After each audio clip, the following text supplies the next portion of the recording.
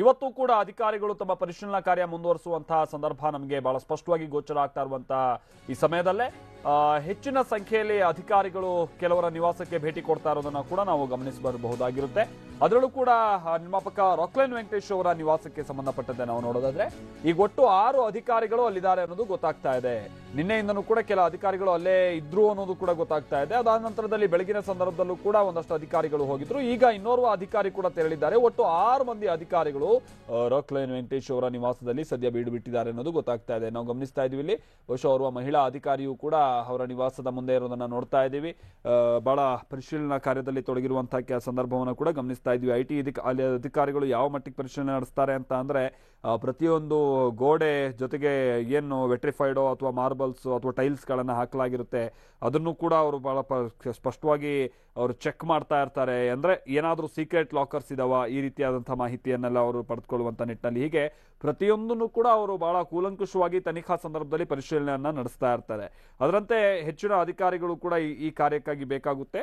ರಾಕ್ಲೈನ್ ವೆಂಕಟೇಶ್ ಅವರ ನಿವಾಸದಲ್ಲಿ ಬಹುಶಃ ಹೆಚ್ಚಿನ ಸಂಖ್ಯೆಯಲ್ಲಿ ಅಧಿಕಾರಿಗಳ ಆಗಮನ ಆಗ್ತಾ ಇರೋದನ್ನು ಕೂಡ ನಾವು ನೋಡ್ತಾ ಇದ್ದೀವಿ. ಮತ್ತೋರ್ವ ಅಧಿಕಾರಿ ಈಗ ಹೋಗಿರೋದು ಮಹಿಳಾ ಅಧಿಕಾರಿ ನಿವಾಸದಲ್ಲಿ ಡೋರ್ನ ಹೊರಗಡೆ ನಿಂತು ಕಾಯ್ತಾ ಇರೋದನ್ನ ಕೂಡ ಗಮನಿಸ್ತಾ ಇದ್ದೀವಿ. ಬಹುಶಃ ಒಳ ಹೋಗುವಂತ ಪ್ರಯತ್ನದಲ್ಲಿ ಈಗ ಆಲ್ರೆಡಿ ಒಂದಷ್ಟು ಅಧಿಕಾರಿಗಳು ಒಳಗಿದ್ದಾರೆ, ಪರಿಶೀಲನೆ ನಡೆಸ್ತಾ ಇದ್ದಾರೆ ಅನ್ನೋದು ಕೂಡ ಗೊತ್ತಾಗ್ತಾ ಇದೆ. ಅಲ್ಲಿಗೆ ರಾಕ್ಲೈನ್ ವೆಂಕಟೇಶ್ ಅವರ ನಿವಾಸದಲ್ಲಿ ಒಟ್ಟು 6 ಮಂದಿ ಅಧಿಕಾರಿಗಳ ಆಗಮನ ಆಗಿದೆ ಅನ್ನೋದು ಕೂಡ ಗೊತ್ತಾಗ್ತಾ ಇರುವಂತ ಮಾಹಿತಿ. ಅವರ ನಿವಾಸದ ಬಳಿ ನಡೀತಾ ಇರುವಂತಹ ಒಂದಷ್ಟು ಚಟುವಟಿಕೆಗಳನ್ನ ನಾವಿಲ್ಲಿ ಗಮನಿಸ್ತಾ ಇದ್ದೀವಿ. ಈಗ ಹೇಳಿ ಕೇಳಿ ರಾಕ್ಲೈನ್ ವೆಂಕಟೇಶ್ ಅವರು ಬಹಳಷ್ಟು ಉದ್ಯಮವನ್ನ ಹೊಂದಿದ್ದಾರೆ. ಅದರ ಜೊತೆಗೆ ಬಹಳಷ್ಟು ವ್ಯವಹಾರಗಳನ್ನ ಹೊಂದಿರುವಂತಹ ಇವರು ಕನ್ನಡವೂ ಸೇರಿದಂತೆ ಬೇರೆ ಬೇರೆ ಭಾಷೆಗಳಲ್ಲಿ ಸಿನಿಮಾವನ್ನ ನಿರ್ಮಿಸಿ ಸೈ ಅನ್ಸ್ಕೊಂಡಿರುವಂತವರು. ನಿರ್ಮಿಸಿದಂತಹ ಸಿನಿಮಾಗಳು ಬಹುತೇಕ ಬಹಳ ಬ್ಲಾಕ್ ಬಸ್ಟರ್ ಲಿಸ್ಟ್ ನಲ್ಲೇ ಇರುವಂತದ್ದು. ಈ ಕಾರಣಕ್ಕಾಗಿ ಸಹಜವಾಗಿ ಅಪಾರ ಪ್ರಮಾಣದ ಆಸ್ತಿಪಾಸ್ತಿಯನ್ನ ಆ ಸಿನಿಮಾದಿಂದ ಬಂದಂತ ಹಣದ ಮುಖಾಂತರವಾಗಿ ಇವರು ಖರೀದಿ ಮಾಡಿರಬಹುದು ಅಥವಾ ವ್ಯವಹಾರಗಳನ್ನು ನಡೆಸಿರಬಹುದು ಅಂತ ಸಾಧ್ಯತೆ ಸಹಜವಾಗಿ ಇರುತ್ತೆ. ಆದ್ರೆ ತೆರಿಗೆಯನ್ನೆಲ್ಲ ಸರಿಯಾದಂತ ರೀತಿಯಲ್ಲಿ ಕಟ್ಟಿ ಇದನ್ನೆಲ್ಲ ನಡೆಸ್ತಾ ಇದ್ದಾರೆ ಅನ್ನುವಂಥದ್ದು ಒಂದೇ ಈಗಿರುವಂತಹ ಪ್ರಶ್ನೆ. ಈ ಕಾರಣಕ್ಕಾಗಿನೇ ಅಧಿಕಾರಿಗಳು ಈ ಮಟ್ಟಿಗಿನ ಪರಿಶೀಲನಾ ಕಾರ್ಯದಲ್ಲಿ ತೊಡಗಿದ್ದಾರೆ. ಜಗದೀಶ್ ನಮ್ಮ ಪ್ರತಿನಿಧಿ ಇದಕ್ಕೆ ಸಂಬಂಧಪಟ್ಟಂತೆ ಮತ್ತಷ್ಟು ಡೀಟೇಲ್ಸ್ ಅನ್ನು ಕೊಡ್ತಾರೆ. ನಮ್ಮ ಜೊತೆಗೆ ನೇರ ಸಂಪರ್ಕದಲ್ಲಿ ಜಾಯ್ನ್ ಆಗ್ತಾ ಇದ್ದಾರೆ. ಜಗದೀಶ್, ಬಹುಶಃ ಅವರು ಅಧಿಕಾರಿ ಬರ್ತಾ ಇದ್ರು, ನಂತರದಲ್ಲಿ ನೀವು ಡೋರ್ನ ಮುಂದೆ ಬಹಳಷ್ಟು ಹೊತ್ತು ನಿಂತರು, ಡೋರ್ ತೆರಳಿಲ್ಲ, ಮತ್ತೆ ನೆಲಮಹಡಿಗೆ ಹೋದ್ರು. ಅಂದ್ರೆ ಏನಾಗ್ತಾ ಇದೆ ರಾಕ್ಲೈನ್ ವೆಂಕಟೇಶ್ ಅವರ ನಿವಾಸದ ಬಳಿ ಸದ್ಯ ಹೇಗೆ ಪರಿಶೀಲನೆ ಸಾಗ್ತಾ ಇದೆ ಜಗದೀಶ್? ಮಾಲ್ತೇಶ್, ನಿನ್ನೆ ತಡರಾತ್ರಿ 11:30ಕ್ಕೆ ಅಧಿಕಾರಿಗಳು ಸಂಪೂರ್ಣವಾಗಿ ಏನಂತಂದ್ರೆ ನಿನ್ನೆ ಕಾರ್ಯಾಚರಣೆ ಮುಗಿಸ್ಕೊಂಡು ಇವತ್ತು ಮತ್ತೆ ಬೆಳಗ್ಗೆ ಹೊಸದಾಗಿ ಏನಂದ್ರೆ ಎಂಟ್ರಿ ಕೊಟ್ಟಿರುವಂತದ್ದು. ನಿನ್ನೆ ಹೋಗಿರ್ತಕ್ಕಂತಹ ಅದೇ ಅಧಿಕಾರಿಗಳು 5 ಅಧಿಕಾರಿಗಳು ಬರ್ತಾರೆ. ಅದ್ರ ಜೊತೆಗೆ ಇವತ್ತು ಸ್ಪೆಷಲ್ ಏನು ಅಂತಂದ್ರೆ ಒಬ್ಬ ಮಹಿಳಾ ಅಧಿಕಾರಿಯನ್ನು ಬಂದಿರುವಂತದ್ದು ಸಹಿತ ಇಲ್ಲಿ ಗಮನಿಸಬೇಕಾಗಿರೋದು. ನಿನ್ನೆವರೆಗೂ ಸಹಿತ ಎಲ್ಲ ಪುರುಷ ಅಧಿಕಾರಿಗಳೇ ಇದ್ರು, ಆದ್ರೆ ಇವತ್ತು ಮಾತ್ರ ಮಹಿಳಾ ಅಧಿಕಾರಿ ಇರುವಂತದ್ದು ಬಹಳಷ್ಟು ಕುತೂಹಲ ಮೂಡಿಸಿರುವಂತದ್ದು. ನಿನ್ನೆ ರಾಕ್ಲೈನ್ ವೆಂಕಟೇಶ್ ಮತ್ತೆ ಅವರ ಮಗನಿಗೆ ಬಹಳಷ್ಟು ಪ್ರಶ್ನೆಗಳ ಸುರಿಮಳೆಯನ್ನ ಗೈದಿದ್ರು, ಅದ್ರ ಜೊತೆಗೆ ಬಹಳಷ್ಟು ವಿಚಾರಣೆಗಳನ್ನ ನಡೆಸಿದ್ರು.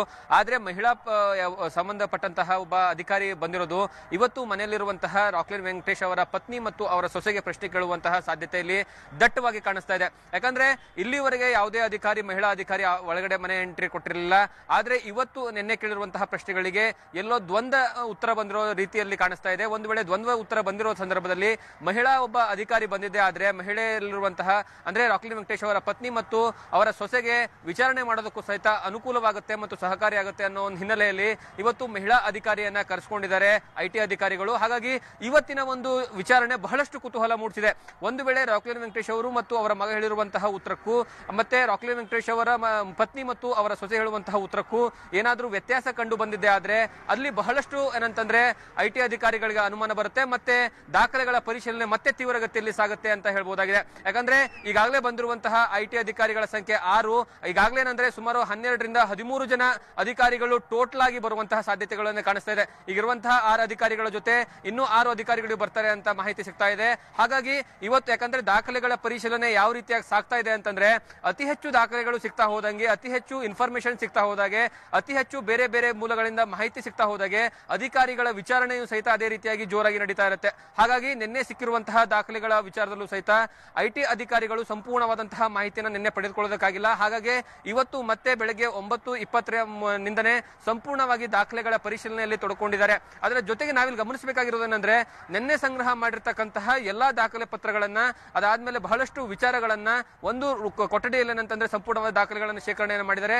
ಅದರ ಜೊತೆಗೆ ಮೊಬೈಲ್ಗಳನ್ನ, ಅಂದ್ರೆ ರಾಕ್ಲೈನ್ ವೆಂಕಟೇಶ್ ಅವರ ಸಂಬಂಧಪಟ್ಟ ಹಾಗೆ ಅವರ ಫ್ಯಾಮಿಲಿಗೆ ಸಂಬಂಧಪಟ್ಟಂತಹ ಎಲ್ಲ ಅವರ ಮನೆಯ ಸಂಪೂರ್ಣವಾದಂತಹ ಕರೆ ಅಂದ್ರೆ ಮೊಬೈಲ್ಗಳನ್ನ, ಅದ್ರ ಜೊತೆಗೆ ಲ್ಯಾಂಡ್ಲೈನ್ ಫೋನ್ಗಳನ್ನು ಸಹಿತ ನಿಷ್ಕ್ರಿಯನ್ನ ಮಾಡಿಸಿ ಒಂದು ಕೊಠಡಿಯಲ್ಲಿ ಇಡಲಾಗಿದೆ. ಹಾಗಾಗಿ ಇವತ್ತು ಮತ್ತೆ ಆ ಕೊಠಡಿಯನ್ನು ಓಪನ್ ಮಾಡ್ತಾರೆ. ಕೊಠಡಿಯನ್ನು ಓಪನ್ ಮಾಡಿ ದಾಖಲೆಗಳನ್ನ ಮತ್ತೆ ತೆಗೆದುಕೊಂಡು ಅದರ ಸಂಪೂರ್ಣ ವಿಚಾರಣೆ ಇವತ್ತು ಮತ್ತೆ ಆರಂಭವಾಗುತ್ತೆ.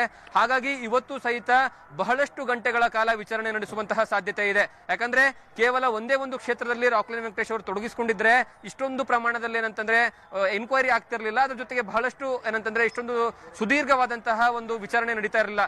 ಆದ್ರೆ ರಾಕ್ಲೈನ್ ವೆಂಕಟೇಶ್ ಕೇವಲ ಕನ್ನಡ ಫಿಲಂ ಇಂಡಸ್ಟ್ರಿ ಅಲ್ಲದೆ ಬೇರೆ ಬೇರೆ ಫಿಲಂ ಇಂಡಸ್ಟ್ರಿಗಳು, ಉದ್ಯಮಗಳು, ಅದಾದ್ಮೇಲೆ ಬಹಳಷ್ಟು ವಿದೇಶಗಳಲ್ಲಿ ಶೇರ್ ಅನ್ನು ಹೊಂದಿರುವಂತದ್ದು, ಬಹಳಷ್ಟು ಬೇರೆ ಬೇರೆ ಕ್ಷೇತ್ರಗಳಲ್ಲಿ ಸಹಿತ ಹೂಡಿಕೆಯನ್ನ ಮಾಡಿಕೊಂಡಿರೋ ಹಿನ್ನೆಲೆಯಲ್ಲಿ ಈಗಾಗಲೇ ಏನಂತಂದ್ರೆ ರಾಕ್ಲೈನ್ ವೆಂಕಟೇಶ್ ಅವರ ಒಂದೊಂದು ನಡೆ, ಒಂದೊಂದು ಮಾತು, ಒಂದೊಂದು ಮಾಹಿತಿ ಸಹಿತ ಬಹಳಷ್ಟು ಪ್ರಮುಖವಾಗುತ್ತೆ. ಹಾಗಾಗಿ ಈ ಎಲ್ಲಾ ಮಾಹಿತಿಯನ್ನ ಕಲೆ ಹಾಕಬೇಕು. ಈ ಮಾಹಿತಿ ಕಲೆ ಹಾಕೋದು ಮಾತ್ರ ಅಲ್ಲ, ಮಾಹಿತಿಗೆ ಸಂಬಂಧಪಟ್ಟ ಹಾಗೆ ಅದು ಇರುವಂತಹ ದಾಖಲೆಗಳಿರುವಂತದಕ್ಕೂ ಮತ್ತೆ ಅವರ ಮಾತಿಗೂ ಸರಿಯಾದ ರೀತಿಯಲ್ಲಿ ಮ್ಯಾಚ್ ಆಗಬೇಕು. ಒಂದು ವೇಳೆ ಮ್ಯಾಚ್ ಆಗದೆ ಇದ್ರೆ ಮತ್ತೆ ಪ್ರಶ್ನೆಗಳು ಸ್ಟಾರ್ಟ್ ಆಗ್ಬಿಡ್ತವೆ. ಅದರ ಜೊತೆಗೆ ಇಷ್ಟು ದಿವಸಗಳ ಕಾಲ ಅಂದ್ರೆ ಕಳೆದ 4 ರಿಂದ 5 ವರ್ಷಗಳ ಕಾಲದಿಂದ ಕಟ್ಟಿರ್ತಕ್ಕಂತಹ ತೆರಿಗೆಯ ಬಗ್ಗೆನೂ ಸಹಿತ ಸಂಪೂರ್ಣವಾದಂತಹ ಮಾಹಿತಿಯನ್ನ ಇಟ್ಕೊಂಡೇ ಅಧಿಕಾರಿಗಳು ರೈಡ್ ಅನ್ನ ಮಾಡಿರ್ತಾರೆ. ಕೇವಲ ಮೇಲ್ನೋಟಕ್ಕೆ ಮಾತ್ರ ಬಂದು ರೈಡ್ ಅನ್ನ ಮಾಡಿರೋದಿಲ್ಲ. ಎಲ್ಲಾ ರೀತಿಯ ಮಾಹಿತಿಗಳನ್ನ ಸಂಗ್ರಹ ಮಾಡಿ ಇವರು ಯಾವ್ಯಾವ ಉದ್ಯಮಗಳಲ್ಲಿ ಶೇರ್ ಅನ್ನ ಹೊಂದಿದ್ದಾರೆ, ಯಾವ್ಯಾವ ಕ್ಷೇತ್ರಗಳಲ್ಲಿ ತಮ್ಮ ಸಂಪೂರ್ಣವಾದಂತಹ ಬಂಡವಾಳವನ್ನು ಹಾಕಿದ್ದಾರೆ ಅನ್ನೋದ್ರ ಬಗ್ಗೆನೂ ಸಹಿತ ಕೆಲ ಮಾಹಿತಿಗಳನ್ನ ಇಟ್ಕೊಂಡು ಮತ್ತೆ ಅದ್ರ ಜೊತೆಗೆ ಯಾವೆಲ್ಲ ಪ್ರಶ್ನೆಗಳನ್ನ ನಾವು ಐಟಿ ಅಧಿಕಾರಿಗಳ ಮುಖಾಂತರವಾಗಿ ರಾಕ್ಲೈನ್ ವೆಂಕಟೇಶ್ ಮತ್ತು ಅವರಿಗೆ ಮನೆಯವರಿಗೆ ಕೇಳಬೇಕು ಅನ್ನೋದ್ರ ಬಗ್ಗೆನೂ ಸಹಿತ ಒಂದು ಲಿಸ್ಟ್ ಅನ್ನ ಮಾಡ್ಕೊಂಡು ಬಂದಿರ್ತಾರೆ. ಅಂದ್ರೆ ಪ್ರೀ ಪ್ಲಾನ್ಡ್ ಆಗಿರುತ್ತೆ. ಯಾವುದೇ ಕಾರಣಕ್ಕೂ ಇಲ್ಲಿ ಬಂದು ಏಕಾಏಕಿ ಬಂದು ಪ್ರಶ್ನೆ ಕೇಳುವಂತದ್ದಲ್ಲ, ಸಂಪೂರ್ಣವಾಗಿ ಪ್ರೀ ಪ್ಲಾನ್ ಆಗಿರುವಂತಹದ್ದಾಗಿರುತ್ತೆ. ಅವರ ಒಂದು ಪ್ರಶ್ನೆಗೆ ಸಮಂಜಸವಾದಂತಹ ಉತ್ತರ ಸಿಕ್ಕಿದ ಮೇಲೆಯೇ, ಅವರಿಗೆ ಸರಿ ಅನಿಸಿದ ಮೇಲೆಯೇ ಅವರು ಒಂದು ಪ್ರಶ್ನೆ ಕೇಳೋದ್ರಲ್ಲಿ ನಿಲ್ಲಿಸ್ತಾರೆ.